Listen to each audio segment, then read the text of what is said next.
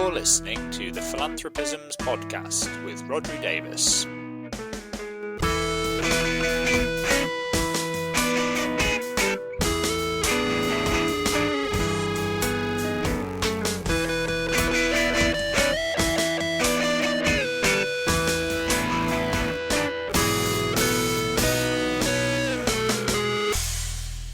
Hello, you're listening to the Philanthropisms podcast. This is the podcast where we try to put philanthropy in context. I'm your host, as ever, Rodri Davis, and this is another one of our episodes in partnership with the European Research Network on Philanthropy, or ERNOP, and this is the 11th of those partnerships. So these are episodes where I talk to academics whose work has been featured in the most recent release of ERNOP research notes, which are kind of practitioner-focused short summaries of bits of academic research. So I get a chance to chat to all sorts of interesting people from around Europe and occasionally beyond. And this week was no different. So on this episode, we hear about three papers as ever.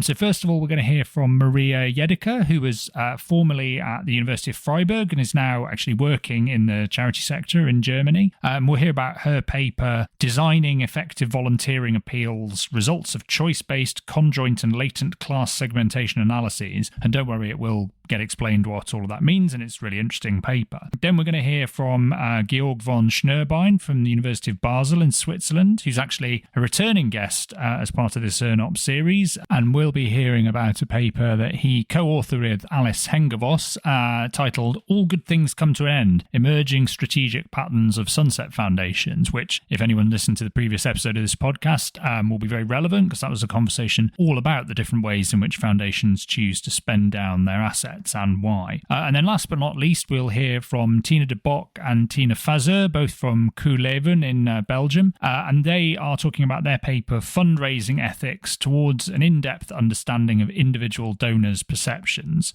So without further ado, let's hear from all of them. I'll be back at the end of the episode with the usual bit of housekeeping. So first, we're going to hear from Maria Jedicke. Okay, great. Well, I'm here with Maria Jedicke. Hi there. Hi, Rodri.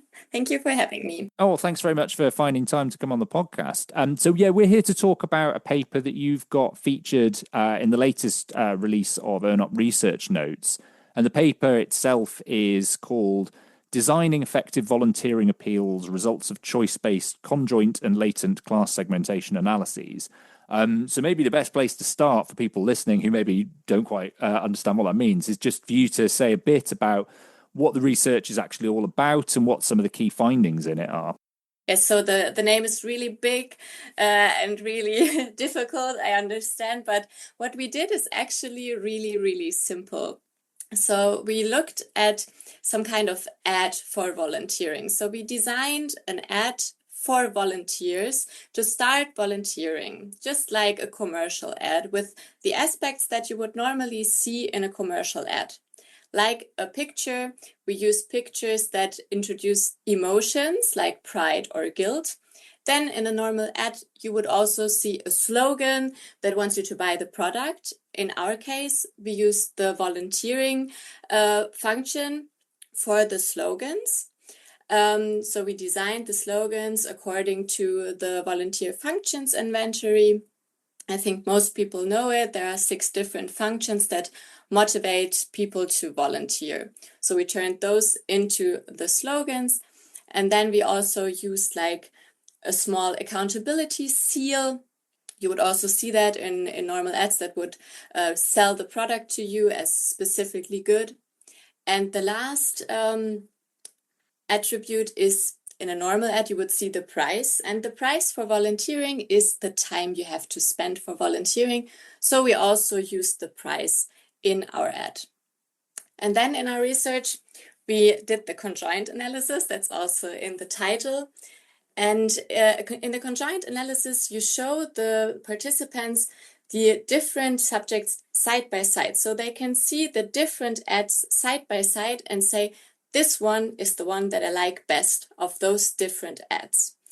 And every ad has like different aspects from the different design attributes that I just told you about. So each design attribute has several different levels. Like the most simple one is the emotion level. With the picture, we only have pride and guilt there. So a positive emotion and a negative emotion. And the participants can also say, I don't want any of these ads. I don't like them at all. That's the so-called non-choice option. So they click through all of these, and in the end, with the conjoint analysis, we can say not only which of these design attributes is the most important for the participants, but we can also see which one of the different design attribute levels, so for example, pride or guilt, they like more, they feel better about. So that's what we did with a lot of participants. And then our result was which design for the whole ad is like the perfect one for everyone. But in the next step, we also did this difficult latent class segmentation. It's just a segmentation where you find different segments of people that are alike in what they like. And these are pretty different to the whole group of participants. So we found different segments that have different preferences according to the ad. Yeah, it's really interesting. And just there's a few things I sort of want to pick up on, some of which you've mentioned already there, and some that kind of struck me when I was reading the paper. I guess you mentioned there that there's, well, up front, I guess there's that question of the type of emotion that you're trying to elicit, particularly in the sort of use of imagery, and that there's a kind of one that is a negative, one sort of guilt-based, and then another one that's more sort of positive. It seemed relatively clear from the findings that the guilt-based appeal is not very effective and that people don't like those. I guess actually this brings me to one question, which is if we're asking people, my understanding is here to say which of them they prefer, is there any kind of evidence that is different from what is effective in terms of driving behavior? Because obviously in lots of different contexts with research, if you ask people what they like or would respond to, sometimes that's different to what they would actually respond to. Or is there kind of corroborating evidence that actually people don't tend to respond very well to guilt-based imagery? I think that really depends on the context, because in some behavioral research, you also find that people like to relieve this negative state by their action. If they see something negative, they behave in a certain way to relieve this negative emotion. And you would probably also think that it would help in volunteering, but we found here that the pride emotion, you already said it, is way more liked by participants than the guilt emotion. Yeah, absolutely. And in terms of sort of the next bit, which were the kind of the types of motivations, you mentioned there that there's a sort of existing segmentation of kind of 6 different ones, which people might be aware of or might not, although I think a lot of them do kind of conform to things that you would intuitively think are the value of volunteering. So some of it's about how much you actually just think the underlying cause itself is worthwhile or important. And then there are others that are more to do with personal, enhancement or improvements to your career opportunities or the ability to socialize. I was interested that you found here, my understanding, that the enhancement motivation was particularly kind of effective. I wondered if you could say a bit about that and whether that was kind of expected or surprising. Oh, we would definitely not expect this because if you look at the research before, they mostly found like the values function to be the most important function. The values function, you explained some of them already. Thank you for that because I didn't want to explain all of it before. So the value function says mostly that you can just put your values into action. So for volunteering, maybe your humanitarian values. And most people would probably choose this, but the good thing with the conjoint analysis is that we don't really ask for the function, but people saw the slogan that was based on this function, which was also, we did look at it before that they also fit, of course. And I can say the slogan for the enhancement function, I looked it up before, is become a superhero for children and grow beyond yourself. And of course, this is enhancement. You feel better, you grow, but it doesn't really say this enhancement so in the face. Yes, Like yeah. probably other aspects would feel like the items for the enhancement function are volunteering makes me feel important, volunteering makes me feel needed. And that might come across a bit more negative than the slogan would. So saying it very negatively is people are more truthful in this research because they are not asked for it directly. So I think that's where the differences come in here. And also, it always depends on the context, probably. So the context that we did this research in definitely has a lot to do with the outcomes.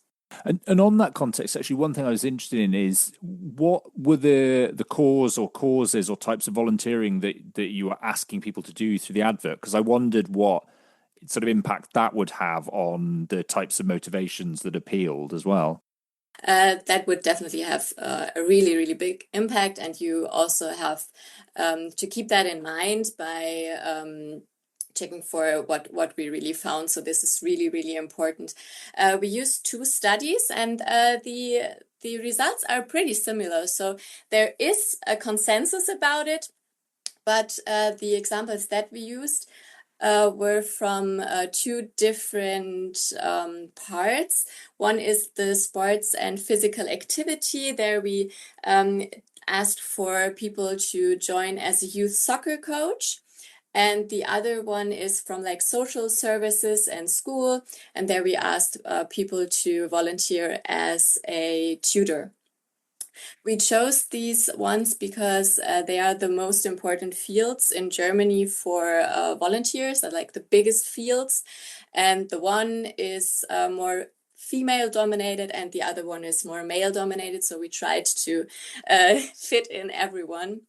But we also used like female and male participants for both studies.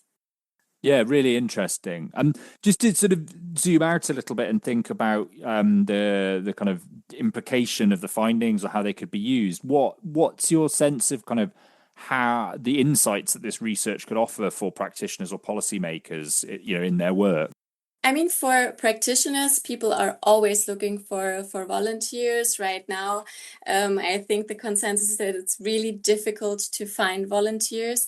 So it's really good to look at how you can actually motivate them and not just what psychologically motivates them. I think a lot of research looks at their psychological motivations, but we need to find out how we can really get them.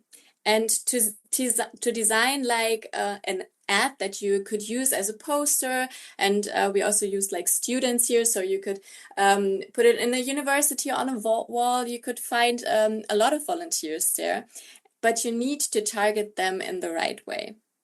So for one, we offer like the whole participant pool that has one particular preference, and you could use that.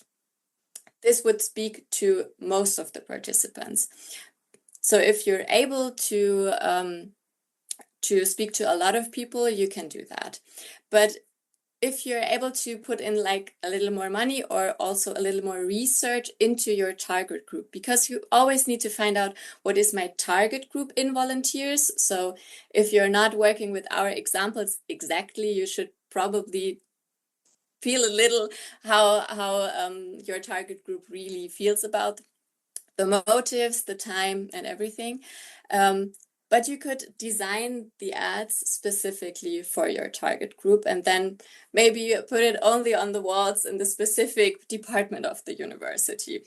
Just imagining where the ad could go. So I think it's a really, really practical subject that we did here. Yeah, absolutely. And I guess the bigger question there, which is also relevant to this whole kind of ERNOP research notes series then, is there's a clear sense in which your work has relevance to practitioners, but also, is based on kind of data and knowledge from practice as well. What's your kind of experience of those links? Do you think currently that academia around philanthropy does link up well with practice, or do you think, actually often there's those linkages could be strengthened in various ways? I feel like they could definitely be strengthened because I think that our research was like really practical, and it was sometimes a bit hard not to be so practical, but to be more academic about it. So I feel like academia needs to be a little bit more open about very practical research. And I would also love for academia to be open for practitioners to give input for what they really need and what they really want. And of course, the other way around, for practitioners to be more open about what academia can offer. Yeah, absolutely, and hopefully the ERNOP series kind of helps with that. But I agree. I think there's still plenty more work to do. And then just finally, I guess, because again, I find a lot of the times I'm speaking to people, the work I'm talking to them about is from a few years ago. I'm always sort of interested to know where people have gone since and what they're working on now, whether they're kind of still working on the same areas or whether they've got other interests. Yeah, I'm really trying to put academia into practice. So I decided to leave academia after I finished my PhD in the beginning of the year. And I'm now working with the SOS Children's Villages in Munich. Okay. And do you kind of using your academic skills in that? Is it a research-based role? No, it's not really a research-based role, but I think that I can use a lot of my research background and put it, really into practice in helping the organization go forward. And of course, I also learn a lot from the organization that I would love to go back to into academia with. So my role is not really research-based, but I think that SOS Kinderdörfer is really, really open to also include research and is, really putting it into practice. Well, yeah, best of luck with that. And as you say, maybe at some point in the future, you'll be able to take what you learned from that and kind of feed it back into academia. Just remains to say thanks ever so much, Maria, for finding time to come on the podcast. Really great to talk to you. I'll put links in the show notes to places where people can find the paper and the research notes, and all the best for the future. Thank you, you too.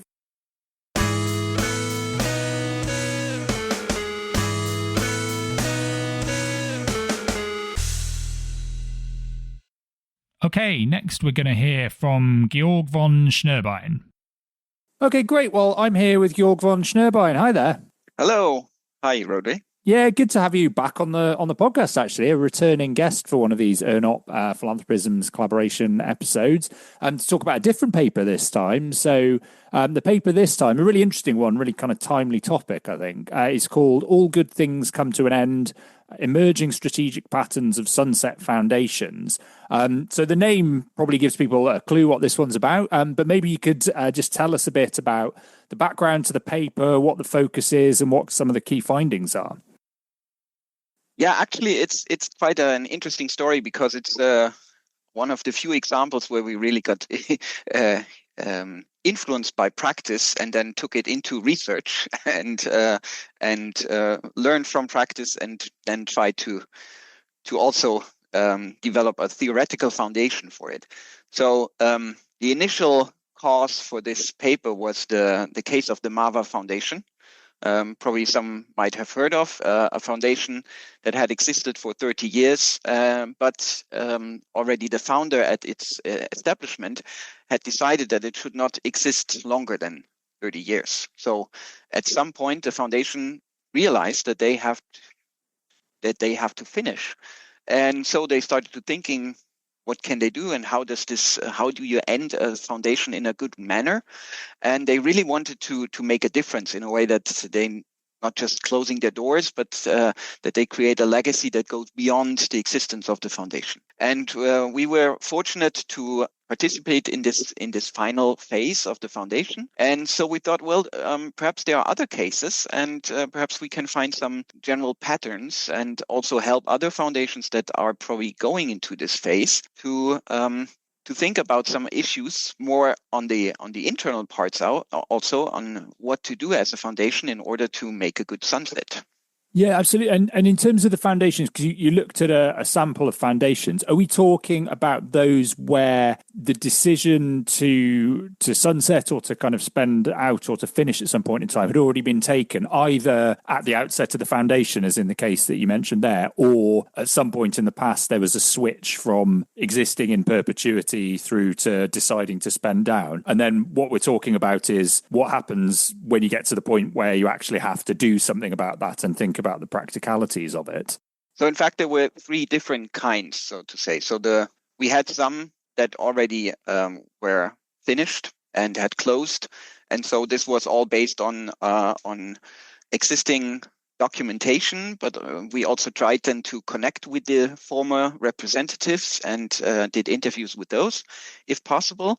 Then we had some which are actually in the situation of closing down. So there we really could ask, so what are you doing now? What is the problems? Or what do you learn, or what do you envision? And we had a few examples of foundations that will close in the future. So they already know that they will close, but they were not yet in the phase or in the starting point of this final sunset phase. So there were quite some different perspectives in it, and that was interesting to see as well. But it was also interesting to see how difficult, for example, it is if a foundation is closed to really find someone who is still talking about it. Yeah. I guess that's it. Almost once they don't exist and have that legal or organizational identity anymore, what is actually left of them, which I always think is, I mean, we'll come to this in a bit in terms of how common limited life foundations have been throughout history. Sometimes I wonder whether actually because they disappeared and didn't leave much of a record, we sort of assume that there are fewer of them than there actually were. And we remember the foundations that are still around. I wanted to ask actually whether you sort of looked, there's those organizations that are at those different stages of taking that decision or having taken it. Did you get a sense of what some of the different factors that drive the decision to either to kind of start out with a limited life or to shift towards that kind of model, what those kinds of drivers were? Yeah, so we differentiate between external and internal causes. So the external causes are something that hits the foundation from outside, and then they come to a conclusion that perhaps sunsetting is something that makes sense for us. And these examples are economic problems. I mean, you were talking about the foundations that probably vanish and nobody talks about. I mean, in fact, most foundations, at least in Switzerland, are somehow sunsetting because they only keep their nominal original funds, and through inflation, it loses value. So sooner or later, this foundation disappears. And we have done other analysis on Swiss foundations, and the ones that were deleted in the past 20 years, we couldn't go beyond. No, in the past 10 years, so we couldn't go beyond that. They lived on average 17 years. So the eternal foundation is a total cliche, but so economic causes are often a reason. So we had foundations, for example, during the subprime crisis in the US that realized, okay, in this situation, it doesn't make sense to go on. So rather we do now something, we help people at the moment, and then we are closing. Something else is our urgent societal problems. So there's in the subprime crisis, this was a mixture. So there were economic consequences due to the financial market crisis, but also that they saw that people were in need now. And so they decided, okay, we have to do something now, and we should not just wait and keep on going like we ever did. And finally, a third reason is the death of the founder. Often founders, I think the most prominent example is now Bill Gates, who also, I think they always had this limitation that the foundation exists 20 years past his decease. So the death of the founder is often also a reason why a sunset phase is initiated. Yeah. So, yeah, I mean, that feels right that there are all of these different decisions. I think that distinction between internal and external, because there is some of it that is kind of definitely from the outside, and others that's driven by kind of factors that are to do with the organization itself. Sorry, you were going to go on. Yeah, the internal factors, that we had cases where there was really a strategy assessment. So that the board looked at the foundation and they realized, well, in the setting we are, in the size we have, and so on, why shouldn't we do a spend down? So we have one case from Switzerland where the foundation was set up as an foundation in eternity, but the foundation board came to the conclusion that in the best sense of the founder, it's probably better to increase donations now. And this was without external pressure. It was just that they thought that that's better now, and they decided to become a sunset foundation. Sometimes it's also that there is a next generation coming in, and they probably are not so much at ease with the existing cause. So that probably was something interesting for their parents, but not for them. And so they are looking of how to probably finish this foundation in order to create something that is more following their own interests. And this depends a lot on the legal situation, if you can do something like that. And probably that's also something that it has to be mentioned, that our cases that we found were from the US, from Ireland, UK, and Switzerland, because in many other countries like Germany or France, it's not so easy to close a foundation. So it cannot be done deliberately in the same way, and that's where probably a limitation is for in many countries, that the law is not allowing this kind of sunset. That's really interesting. So in those cases, you could close, but only almost if it's sort of a natural end result of the assets running out anyway, in some sense, or yes. Yeah. It's very so. For example, Germany, I know quite well. There, it's nearly impossible. Right. So you rather stay a foundation with only 10,000 euros in your assets than being closed. Oh, that's fascinating. I wasn't actually aware of that. And I guess from a kind of global point of view, if there is something of a shift towards, seeing limited life as a kind of preferable norm for foundations, if that's actually practically very difficult in some countries, that's really interesting to note. I guess the other bit of it is that sort of the factors that drive the decision to close down. And then the question of, well, how do you actually go about that? So what did you find in terms of the strategies or the strategic approaches that organizations were actually taking to that process? Yeah, we differentiated in two different logics, so to say. One was a needs assessment, so that the foundation looked into their fields of activity, thought, okay, where can we still make a difference, or where can we do something with the money, with the time left? And the other approach was more a resource-focused approach. So you look into your bank account and you see, okay, there's $1 million left, and then you think, okay, what can I do with this $1 million? So these are often they are somehow combined or intertwined, but there was more like, that's why we called it a dominant logic. So rather you were looking at the needs of the beneficiaries, or more on your resources that were still available. Yeah. And it's maybe hard to say with the sample available. Did you get any sense of whether the decision to spend down tends to result in more money going to existing grantees or the kind of existing cause area of the of the funder, or whether actually having taken that decision, they then look to do something different or to kind of be more focused in what they're doing? Well, this depends a little bit on the combination of the two things we were discussing now. So if what is the dominant logic, and on the other hand, what are the causes? And so we got a 2x2 matrix, and if they are more focused based on needs assessment, then in tendency, I would say they are open to also look for new beneficiaries, and to really think about where can we make a difference, or where is this money put in a better way. If it's more resource based, then it's rather more, okay, we spend it out in a way that it's equal upon all our beneficiaries, or that we find a good end with them, something like that. So there's it depends a little really on the personal perspective of the board members, but also on your understanding of what you can do as in this final phase. And what we are kind of pointing out in a way is that it would be better to go for this more need assessment approach.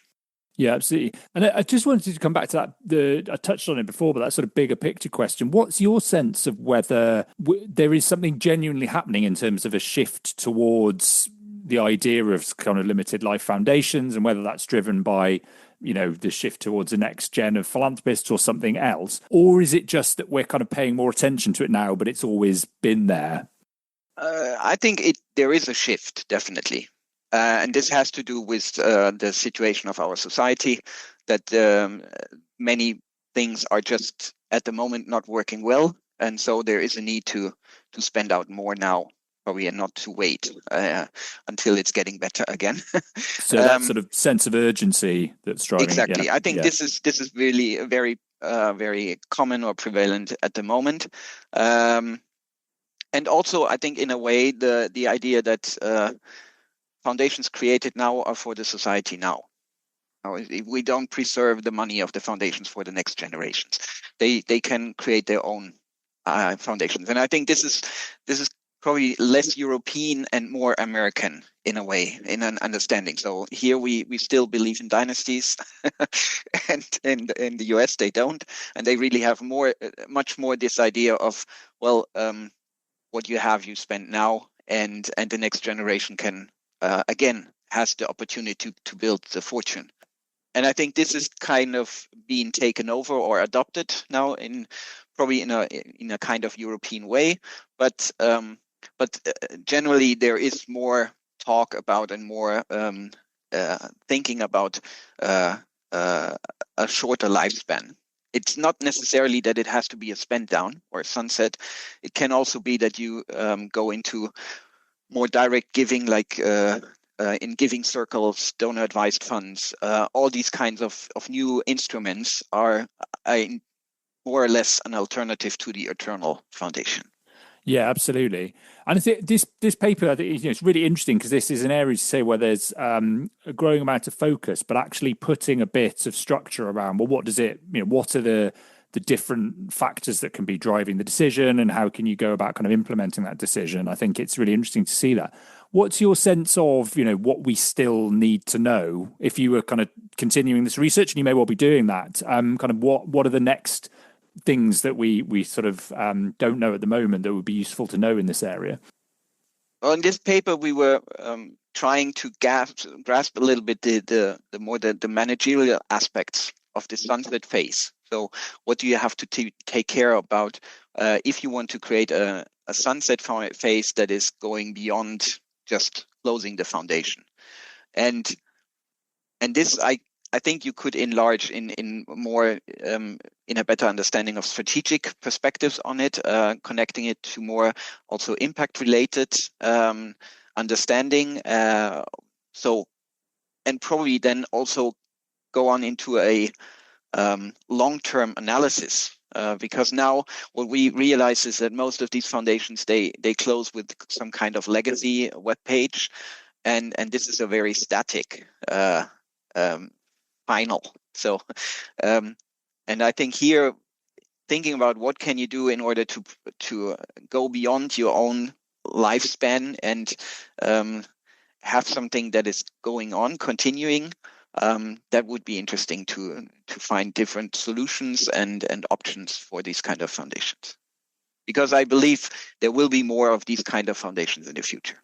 Yeah, I think that's certainly seems to be the case. And sort of as well as this work, what are the other things that are kind of occupying your interest at the moment? Because I know you're always working on all kinds of different things to do with philanthropy. So, actually, one thing that is probably a very Swiss perspective now. Here we had a lot of talk recently about different sorts of social impact investing. So, especially for foundations. And here we are currently working on a set of case studies in order to present ways of how foundations can do this kind of social impact investing. So be it on a market rate or below market rate or as a donation. Because I have the feeling that there's a lot of talking about it, but a lot of insecurity how to do it, because here often the legal setting is very important. So you cannot just transfer from the UK or from the US models because the legal setting is probably different, and this hinders foundations to move on. And so my idea is that we create case studies that show how foundations in Switzerland are doing this, also showing probably the pitfalls and the challenges, but also how they dealt, for example, with legal authorities, and by this helping foundations to take the first step. Yeah, that sounds really useful. And in a way, I guess it just sort of strikes me as a final thought that it's kind of not unrelated to the question of spend down as well, because it always sort of strikes me that the question of whether foundations are spending down is tied to the question of, at what rate they're paying out, but it's also related to the question of how they're using their endowed assets. So actually, exactly, they're separate topics, but they're definitely linked. So no, they are linked, because if you manage to do more impact investing, you are accelerating the impact of your assets in a way. Absolutely. Yeah. Great. Well, thanks ever so much, Georg, for coming on the podcast. It's great to have a chance to hear about this bit of work, and I would guess this won't be the last time that we'll hear from you, given the papers. Oh, thank you for the invitation. It's a pleasure, as usual. And thank you for your work.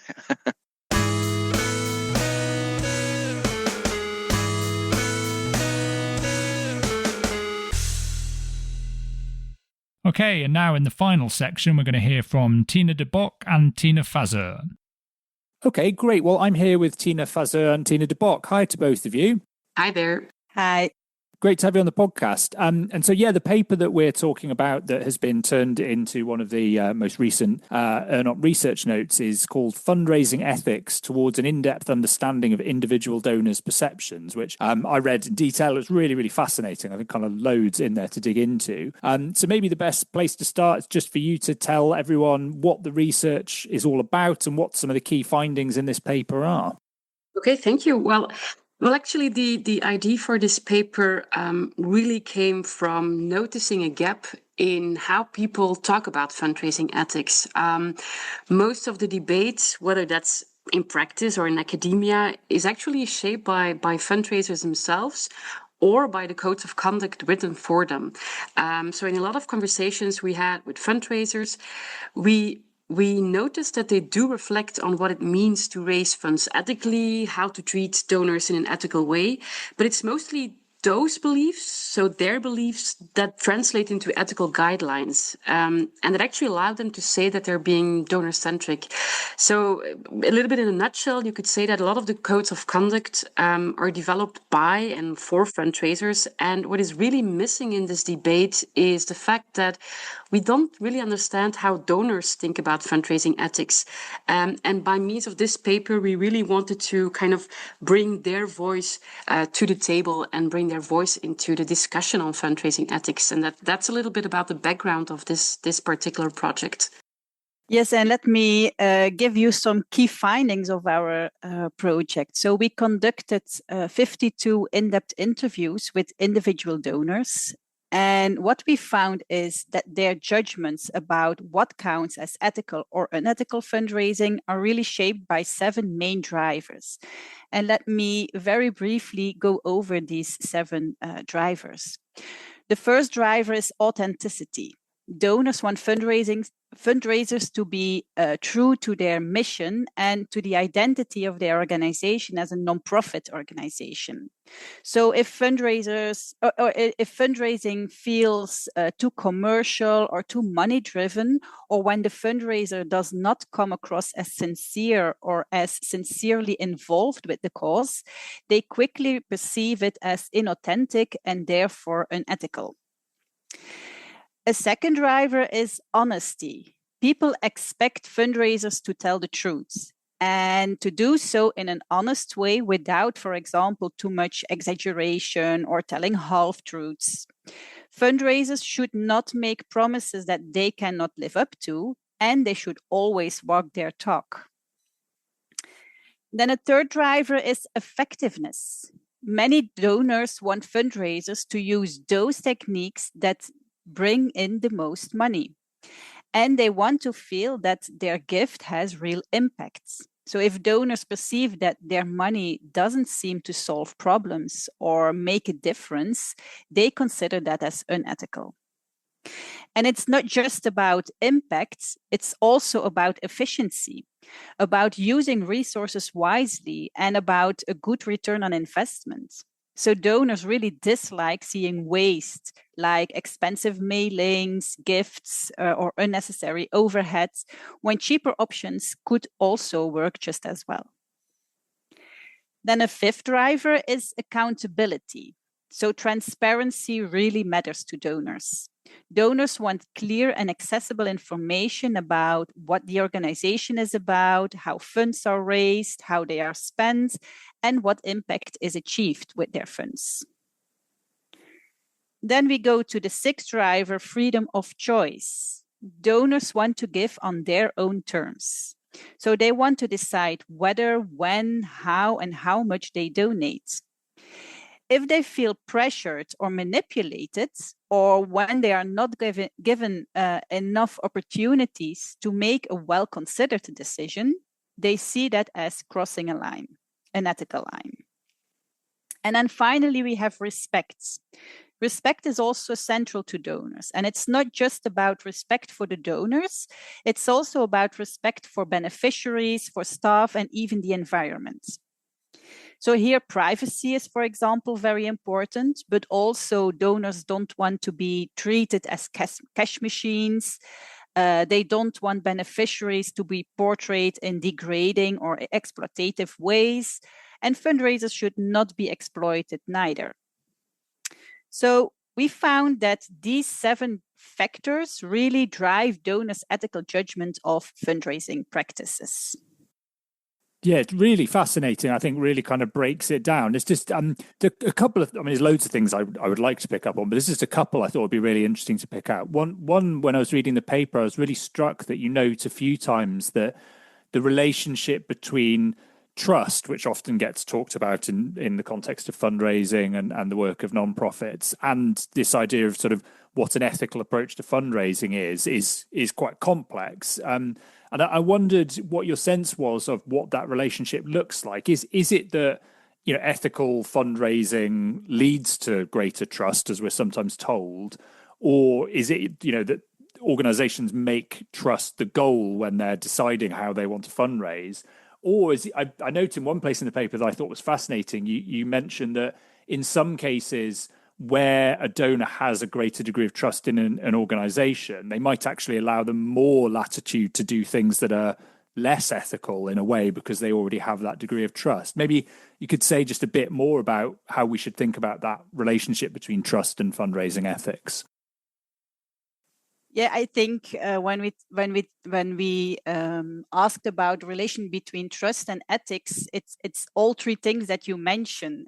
For some, it's really that the idea that when they trust an organization can really do a lot, and they will not easily cross an ethical line for these kind of donors because these donors have made their decision. This is the organization I donate to. I trust them, so they can do whatever they want with my money. On the other hand, there are also donors that mention that whenever something happens that they don't like, it will harm their trust in the organization. So trust can be seen as an antecedent of ethical or unethical fundraising perceptions, but it can also be the consequence, or it can also be influenced by unethical behavior, for example. If I can add to that, I think we really need more empirical research on this that really taps into the relationship between ethics and trust, especially in the longer run. Because, of course, trust is something that you build over time, and an ethical breach is not something that necessarily happens all at once. So I think we really, really need more empirical research on this, because there are a lot of claims, but we actually don't know right now. And I think it's really fascinating topic. Yeah, I absolutely agree. I think it is really interesting and would definitely benefit from more research. And one of the other things that I wanted to ask about, I was struck that in some of the cases, for instance, where we're talking about perceptions of efficiency or effectiveness as being part of the way that donors think about ethical approaches to fundraising. Is there a particular challenge there? Because sometimes donor expectations or views, for instance, that organizations should seek to minimize the amount that they're spending on fundraising, actually sort of comes into conflict with the reality of what's required to do fundraising well. And in those cases, should the response of fundraisers be to accept that that is how donors think and try to accommodate it, or should they seek to educate them in some way? And is that actually something that you can do effectively? I think that's a really, really interesting question. And we also talk about it a little bit in our paper, because there is, of course, the claim that we don't want to make by means of this paper is that the donor is always right. The claim that we want to make is, if you have the idea of you want to be more donor-centric, then of course you need to understand the donor. You cannot claim to be donor-centric without investigating them. But we definitely don't want to claim like the donor is always right. And what we tackle in our paper is that there is, to some extent, information asymmetry. Of course, donors sometimes say, well, there should not be overhead at all in an ideal world, but that's of course not how the cookie crumbles. And that is something that we really want to investigate in more depth. What if we take away the information asymmetry? I don't know how we have to do that, but will that change the ethical beliefs? Will that turn it around, and will donors look differently at efficiency and effectiveness? Because of course we don't want nonprofits to end up in a kind of starvation cycle where they keep on decreasing overhead, because of course then they can no longer scale. So I think that's a good question. I don't have a final answer to this, but I think it will definitely trigger a lot of debate. Yeah, to give one example, many donors mentioned that they would like to see that all fundraising happens or is done by volunteers. But of course, that's not how it works. For example, face-to-face fundraising is something that donors would really like to be done by volunteers. But that's not how it works in reality. So donors are often very idealistic in how they look at fundraising costs and practices. So education is here, I think, a very important thing. Communication, being honest about certain costs and explain donors why these costs are necessary for the organization indeed to survive and to grow. And I just wanted to ask, because you mentioned in the paper, what your hope is in terms of some of the practical insights that people working in nonprofits or fundraising can take from the paper. I mean, what does the paper have to tell them about how they should be thinking about doing their fundraising? Yeah, I think unfortunately, there is not a list like this is what you can do and this is what you cannot do, because of course there is not something like the donor. I think what we try to do with this paper is, and I think it's also interesting for the listener or good to know, is that we also developed a checklist, and for each and every driver and sub-driver we developed questions that can really spark the debate.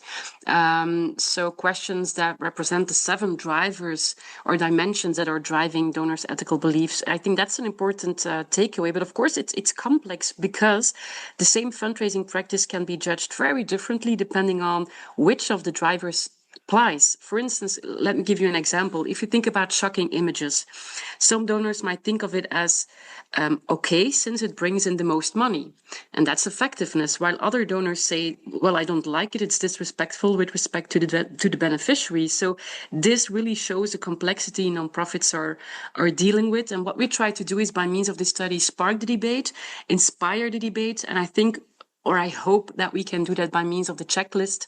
It is also part of that paper with a lot of questions that you can use when you develop fundraising practices, when you implement them, when you evaluate them, when you monitor them. So hopefully that pushes the debate a little bit. Yeah, absolutely. And I think just getting some of those, giving some structure to those thoughts and getting those conversations going is really valuable. And I just finally wanted to ask you, because obviously the backdrop to this podcast series is the ERNOP research notes, and part of their aim is to try and foster better links between academics and practitioners around philanthropy. What's your experience so far of trying to connect academia and practice? Have you found it kind of easy enough to work with practitioners, both in terms of finding information for your research and disseminating the findings, or are there still challenges there? I think for us as researchers, it's extremely important to conduct research that is relevant for practice. So for us, it's a starting point. We will not conduct research when we have not discussed it with practitioners, or when we are not sure that what we do is relevant or will provide relevant insights for practitioners. So we have a lot of conversations with fundraisers, but also with donors or other stakeholders. For us, we have built up kind of network, for now mainly a Belgian network because we are from Belgium, but we do join practitioner conferences, for example, where we can talk a lot with practitioners, and when we hear a lot of stories and challenges that inspires our research.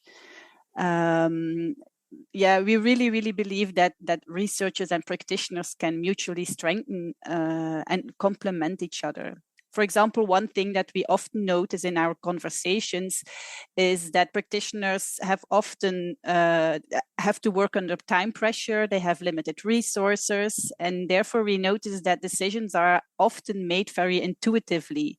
So there we really think that our insights that we give them through our research are really helpful for them to make more thoughtful and well-founded decisions. Yeah, and if I can add to that, on the other hand, as researchers, we also sometimes lack a clear understanding of how fundraising is implemented in practice and of all the contextual factors that are at play. So, and of course, practitioners also have access to a wealth of data. This is, of course, enormously valuable for our research. So actually working with real donation data, for instance, allows us to go beyond surveys, to go beyond experiments that often ask about donors' intentions. And that's the reason why we really warmly welcome all kinds of initiatives like the ERNOP conference, like practitioner conferences, where we are also welcome as researchers, where practitioners and researchers can come together to discuss relevant issues in the domain of fundraising and the broader domain of philanthropy. Yeah, absolutely. Certainly room for a lot more, but some great initiatives already happening. Just remains to say thanks ever so much to both of you for finding time to come on the podcast. Great to hear about this paper. I will put links in the show notes to places where people can find the research note and the paper itself, which I'd highly recommend reading. There's lots of really fascinating stuff in there. And I wish you all the best with all of your work in the future. Thank you very much. Thank you so much.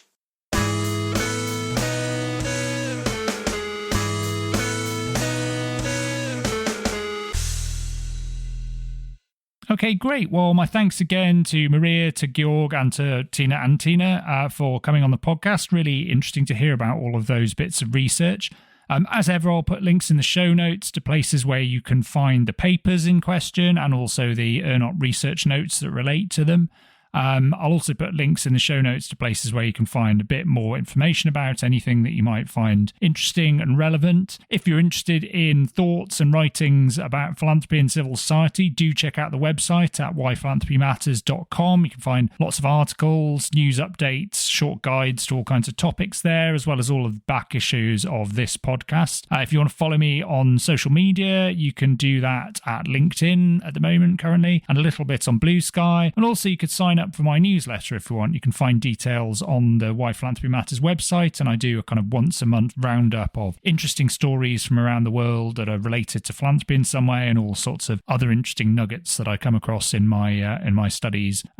So yeah, do check that out. And other than that, it just remains to say like, subscribe, please do follow the podcast. If you've got time, leave us a nice review wherever you get your podcasts, because that really helps bump us up the ratings. And I will see you next time. Okay, bye.